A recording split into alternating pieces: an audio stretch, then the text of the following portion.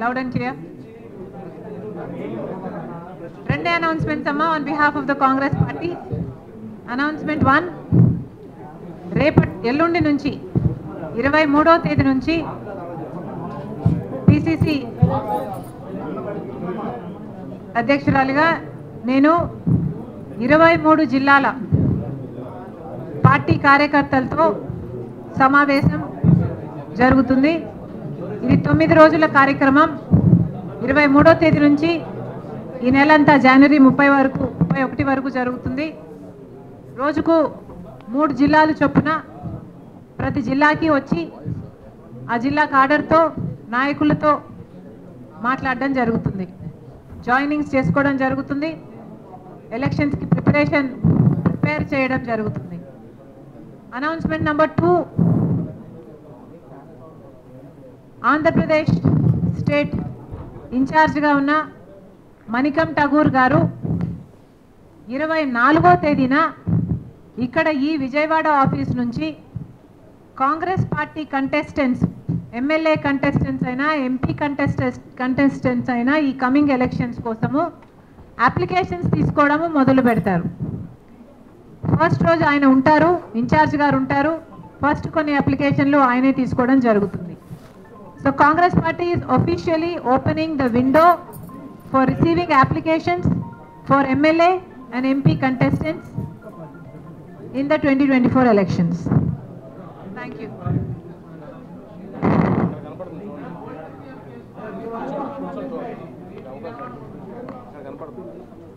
I am very happy to be in Andhra Pradesh.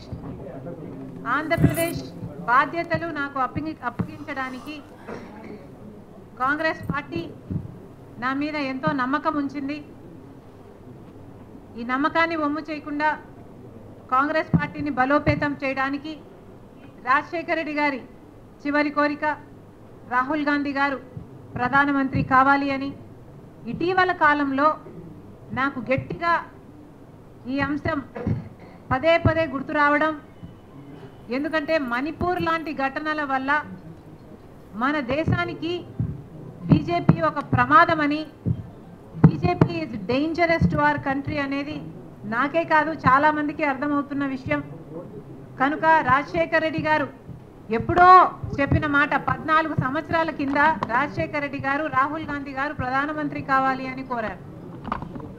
ఆ మాట ఈ రోజుటికి ఎంత వాస్తవం అవుతే ఎంత బాగుంటుంది అని ఈ రోజుటికి కూడా నాతో పాటు ఎంతోమంది భావిస్తున్నారు. ఎందుకంటే only the Congress party is the largest secular party of this country. BJP party లాంటి రైటిస్ట్ పార్టీలు అధికారంలో ఉంటే మణిపూర్ లాంటి ఘటనలే జరుగుతాయి. బీజేపీ పార్టీ ఇప్పటికే ఆంధ్ర రాష్ట్రానికి చేయాల్సిన అన్యాయం అంతా చేసింది. స్పెషల్ స్టేటస్ ఇవ్వకపోవడం అయితేనేమి, పోలవరం నెగ్లెక్ట్ చేయడం అయితేనేమి, అమరావతి విషయంలో చిన్న చూపు అయితేనేమి, వైజాగ్ స్టీల్ ప్లాంట్ ప్రైవేటైజేషన్ అయితేనేమి, సంవత్సరానికి 2 కోట్ల ఉద్యోగాలని చెప్పి మోసం చేయటం అయితేనేమి, రైతులకి ఆదాయం రెట్టింపు చేస్తామని చెప్పి రైతులని మోసం చేయడం అయితేనేమి, ఇలా 1 కాదు 2 కాదు అన్ని విషయాలలో బీజేపీ పార్టీ ప్రజలకు, ముఖ్యంగా ఆంధ్ర ప్రజలకు ఇంకా ఎక్కువ అన్యాయం చేసింది. ఎందుకంటే స్పెషల్ స్టేటస్ మనకు వచ్చునుంటే ఆంధ్రప్రదేశ్ నిజంగానే ఎంతో అభివృద్ధి చెందుండేది. All the more reason Andhra Pradesh ప్రజలు బీజేపీ పార్టీకి బుద్ధి చెప్పడానికి they have every reason. And that's why ఈరోజు మేము కాంగ్రెస్ పార్టీ తరఫున ఆంధ్ర ప్రజలను కోరుతున్నాం. ఇప్పుడు ఉన్న అధికారంలో ఉన్న వైసీపీ పార్టీ అయితేనేమి, వైసీపీ అయితేనేమి, ప్రతిపక్షంలో ఉన్న తెలుగుదేశం అయితేనేమి, ఈ 2 పార్టీలు పేరుకు మాత్రమే వేరే పార్టీలు తప్ప నిజానికి బీజేపీ పార్టీకే తొత్తులు. వీళ్ళకు పొత్తులు ఉన్నాయి లేవు అన్నది డిస్కషన్ కాదు. ఎందుకంటే వీళ్ళకు పొత్తులు కంటికి కనిపించని పొత్తులు ఉన్నాయి. వీళ్ళు బీజేపీతో కుమ్మక్కయ్యారు కాబట్టే ప్రతి అంశంలో బీజేపీ పార్టీకి సపోర్ట్ చేస్తున్నారు. వీళ్ళ ఎంపీలు కారు, వైసీపీ ఎంపీలు కారు, తెలుగుదేశం పార్టీ ఎంపీలు కారు. వీళ్ళంతా బీజేపీ పార్టీ ఎంపీలు. ఈ పార్టీలకు వేసే ప్రతి ఓటు బీజేపీకే పోతుంది. కనుక ఆంధ్రప్రదేశ్ ప్రజలు అప్రమత్తం కావాలి. కాంగ్రెస్ పార్టీ తరపు నుంచి మేము చెప్తున్నాం, రాహుల్ గాంధీ గారు ప్రధానమంత్రి అయిన రోజున మొట్టమొదటి సంతకం ఆంధ్రప్రదేశ్ స్పెషల్ స్టేటస్ ఫైల్ మీదనే పెడతానని మాటిచ్చారు. దయచేసి మళ్ళీ బీజేపీ ట్రాప్లో పడకండి. ఈ వైసీపీ అయినా తెలుగుదేశం పార్టీ అయినా వీళ్ళ ట్రాప్లో అసలే పడొద్దు. ఎందుకంటే వీళ్ళు ప్రజలకు స్వలాభం కోసం ప్రజల ప్రయోజనాలని తాకట్టు పెట్టారు. గత 5 సంవత్సరాలలో ఒక్క విషయంలో కూడా వైసీపీ ఎంపీలు కానీ తెలుగుదేశం పార్టీ ఎంపీలు కానీ బీజేపీని వ్యతిరేకించింది లేదు. ఎందుకు అని అడుగుతున్నాం. ఆఖరికి మణిపూర్ ఘటనలో కూడా బీజేపీ పార్టీని వ్యతిరేకించలేదు అంటే వీళ్ళకు మాటికి బీజేపీ పార్టీతో పొత్తులు ఉన్నాయి. ప్రత్యక్షంగానో పరోక్షంగానో ఏదో రకంగానో బీజేపీ పార్టీ కోసమే ఈ 2 పార్టీలు పనిచేస్తున్నాయి. కాబట్టి అప్రమత్తంగా ఉండాలి.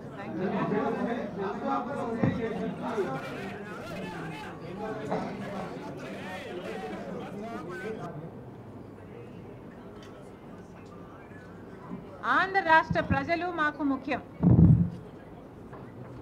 ఆంధ్ర రాష్ట్ర ప్రజల కోసమే ఈరోజు కాంగ్రెస్ పార్టీ ఇంత పెద్ద కమిట్మెంట్ చేత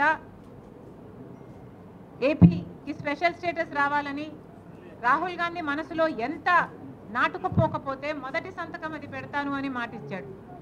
కనుక కాంగ్రెస్ పార్టీ బలపడితేనే, కాంగ్రెస్ పార్టీ ఇక్కడ స్ట్రెంగ్తెన్ అయితేనే ఇది సాధ్యమవుతుంది.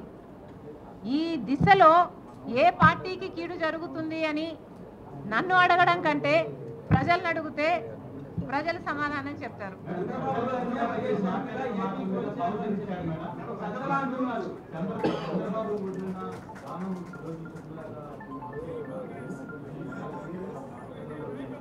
జగన్ వదిలిన బాణంగా మీ కానీ ఇంకొకరు వదిలితే బాణం మీకు బాధ అయిందా? నేను ఎవరు వదిలిన బాణం కాదు. I am an individual. Just because I am a woman, don't talk cheaply about me.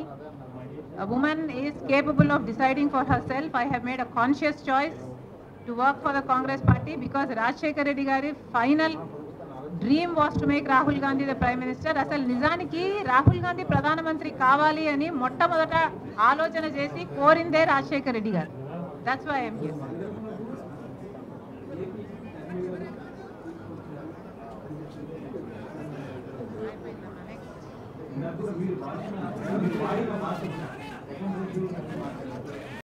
Jagan Reddy గారు నైస్.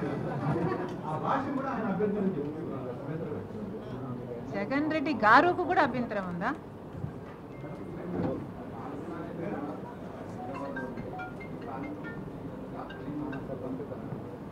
అక్కడ ఒక నియంతను దింపింది రాజశేఖర్ రెడ్డి బిడ్డ. తెలంగాణ రాష్ట్రంలో ఒక నియంతను గద్దె దింపింది రాజశేఖర్ రెడ్డి బిడ్డ.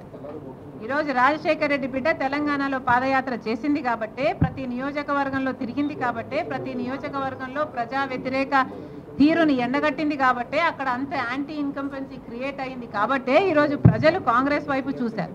ఆ బలం నాకు లేకపోయినా ఇంకొకరికైనా ఉంది అని పెద్ద మనసు చేసుకుని నేను చేసిన త్యాగం వల్ల ఈరోజు ఒక నియంత అధికారంలో లేడు.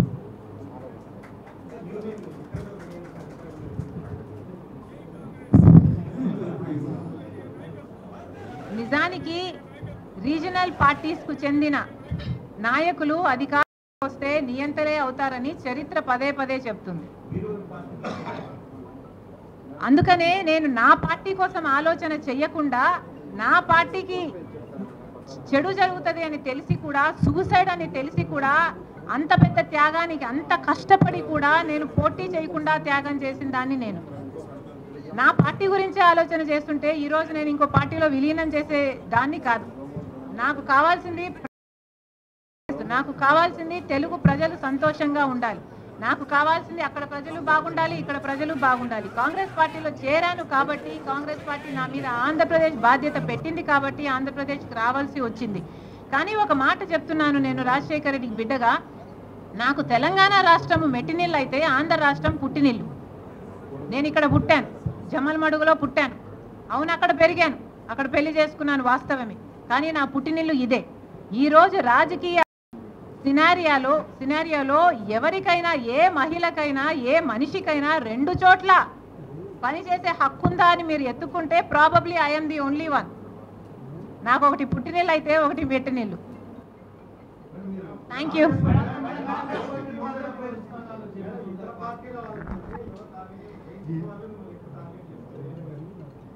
ఎవరికి ఎక్కువ భయం ఉంటే వాళ్ళు ఎక్కువ టార్గెట్ చేస్తారు. ఇందులో విచిత్రం ఏముంది? కాంగ్రెస్ పార్టీ మొత్తం 175 సీట్స్లో కంటెస్ట్ చేస్తుంది. మొత్తం అన్ని ఎంపీ సీట్స్లో కూడా కంటెస్ట్ చేస్తుంది. ఈ అప్లికేషన్స్ ఓపెన్ కావడం 24వ తేదీ. మణికం ఠాగూర్ గారు ఫస్ట్ అప్లికేషన్ 24వ తేదీ తీసుకోవడం జరుగుతుంది. Thank you.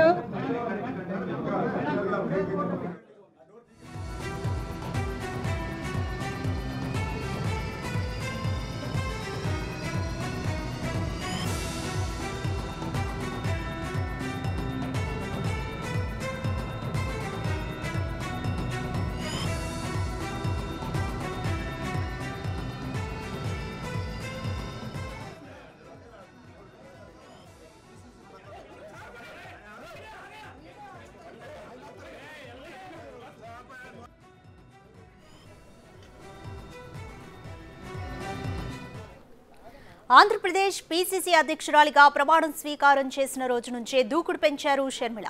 ఈరోజు పార్టీ కార్యవర్గ విస్తృత స్థాయి సమావేశం తర్వాత షర్మిల ఆ తర్వాత జిల్లాల వారీగా కూడా పర్యటించేందుకు రెడీ అవుతున్నారు. ఇక ఈ నెల 23 నుంచి 9 రోజుల పాటు ఏపీ వ్యాప్తంగా 23 జిల్లాల్లో పర్యటించాలని నిర్ణయించినట్లు తెలుస్తోంది. ఇక 23వ తేదీన ఇచ్చాపురం నుంచి ఇడుపులపాయ వరకు జిల్లాల వారీగా కోఆర్డినేషన్ సమావేశాలు నిర్వహించనున్నారు షర్మిల.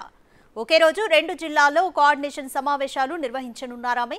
కాంగ్రెస్ పార్టీని బలోపేతం చేయడం, అభ్యర్థుల కసరత్తు, ఏ నియోజకవర్గాల్లో ఏ అభ్యర్థి పోటీ చేస్తారో, వారి దరఖాస్తుల స్వీకరణ, జిల్లాలో పార్టీ పొజిషన్ ఏ విధంగా ఉంది, చేరికలకు సంబంధించి అభిప్రాయాలు తీసుకోవడం లాంటి కార్యక్రమాలను నిర్వహించనున్నారామె.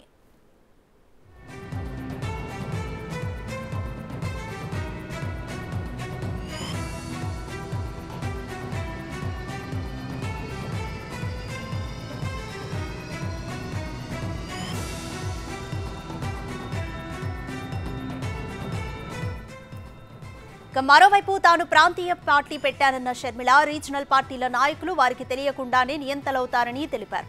అయితే అది వారికి బాగానే ఉంటుంది, కానీ చూడ్డానికి అసహ్యంగా ఉంటుందన్నారు. ఇక రీజనల్ పార్టీలు మంచి కంటే చెడు ఎక్కువగా చేస్తాయన్నారు షర్మిల.